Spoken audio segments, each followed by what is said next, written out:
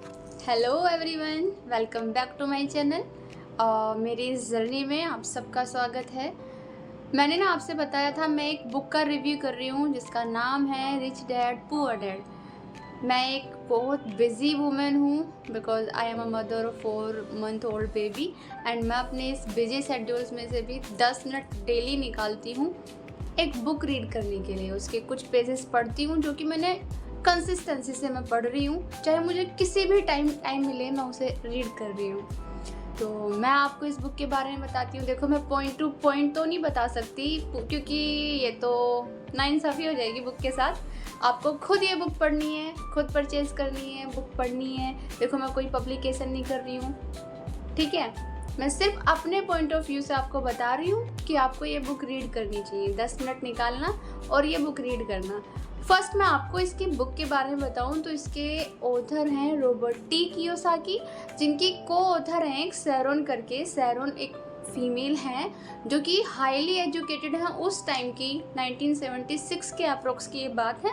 उस टाइम की highly educated हैं जो कि ऑनर्स किया हुआ है इन्होंने ग्रेजुएशन में, और ये बिग एट कंपनी में अकाउंटिंग की जॉब करती हैं। इनके जो हस्बैंड हैं वो भी काफ़ी एजुकेटेड हैं। और मेन पॉइंट क्या आता है, मेन पॉइंट ये आता है कि ये बहुत ज़्यादा कंफ्यूज हैं क्योंकि इनके 3 बच्चे हैं। ये कंफ्यूज हैं कि क्या मैं अपने बच्चों को भी अपनी तरह किसी कंपनी में जॉब करने के लिए फोर्स करूं, उन्हें कहूं कि क्या करें, स्कूल जाएं, अच्छे मार्क्स लाएं, फिर ग्रेजुएशन में एडमिशन लें किसी यूनिवर्सिटी में। जैसे खुद इन्होंने फ्लोरिडा स्टेट यूनिवर्सिटी अमेरिका से क्या की हुई थी, ऑनर्स के साथ ग्रेजुएशन की हुई थी, एज लाइक इनके हस्बैंड ने की हुई थी। तो ये सोचती थी कि मैं अपने बच्चों को अपने जैसा बनाऊं।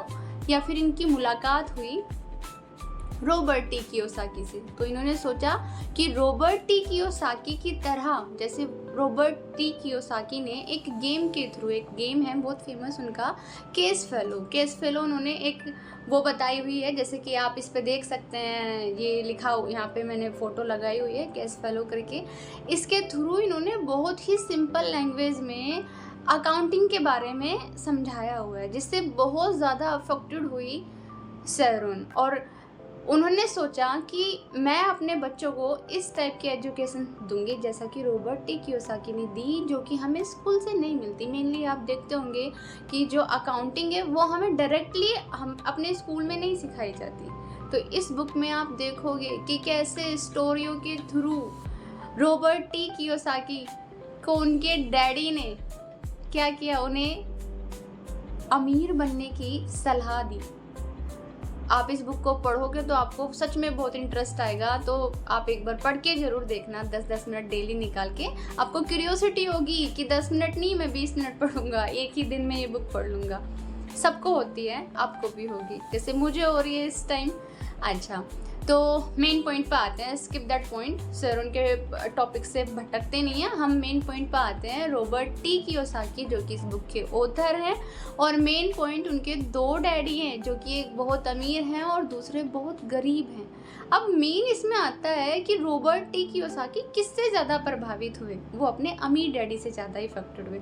और उन्होंने बताया हुआ है कि जो उनके अमीर डैडी है उन्होंने उन्हें अकाउंटिंग पढ़ाई नहीं, इवन सिखाई। डेली लाइफ के रूल्स के थ्रू, डेली लाइफ के एक्सपीरियंस पर उन्हें समझाया कि अकाउंटिंग किस तरीके से की जा सकती है, पैसे किस तरीके से कमाए जा सकते हैं, कैसे जीवन में बड़ा आदमी बना जा सकता है। मात्र 9 ईयर के थे रॉबर्ट टी कियोसाकी जब वे अपने डैडी से अफेक्टेड हुए और वर्क करने के लिए उत्प्रेरित हुए।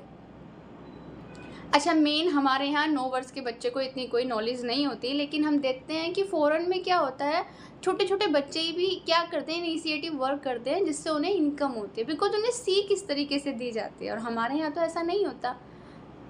तो वही इस बुक में दिया हुआ है, आप देखना, आप पढ़ना और कमेंट ज़रूर करना इस बुक के बारे में कि क्या आपने सीखा। वैसे आज की अपने फर्स्ट जो इसका चैप्टर है जो मैंने रीड करा कि पैसे के लिए काम नहीं करना है, सीखने के लिए काम करना है। आप एक बार रीड करके देखना। गुरु वो एक बात मैं जो बताना भूल गई थी, जो कि मोस्ट इम्पोर्टेंट है, वो ये है कि रॉबर्ट टी कियोसाकी के जो डैडी हैं उन्होंने उन्हें एक सीख दी थी। वो ये थी कि पैसा कमाना नहीं है, इवन पैसा बनाना है। अब आप इस बुक में पढ़ना कि रॉबर्ट टी कियोसाकी ने कैसे पैसा बनाना सीखा।